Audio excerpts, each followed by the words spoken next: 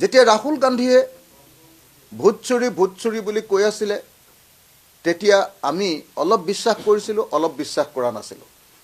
এই কথাটো হয় নে নহয় এনেকৈ বুলি ভাবি আছিলোঁ। এতিয়াতো পৃথিৱীৰ সব মানুহে বিশ্বাস নকৰিলেও মইতো বিশ্বাস কৰিমেই আৰু উপায় নাই আৰু মোৰ কাৰণে।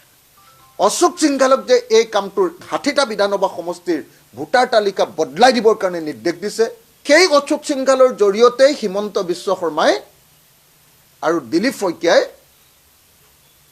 অসমৰ ভোটাৰ তালিকাৰ পৰা যোগ্য ভোটাৰবিলাক, বোনাফাইড ভোটাৰবিলাকৰ যি বিজেপিক ভোট নিদিয়ে তেওঁলোকৰ নাম কৰ্তন কৰিবৰ কাৰণে সম্পূৰ্ণ ব্লুপ্ৰিণ্ট ৰচনা কৰি কাম কৰি আছে। মুছলমান মানুহৰ ক্ষেত্ৰত চাগে এইটোও প্ৰব্লেম হ'ব।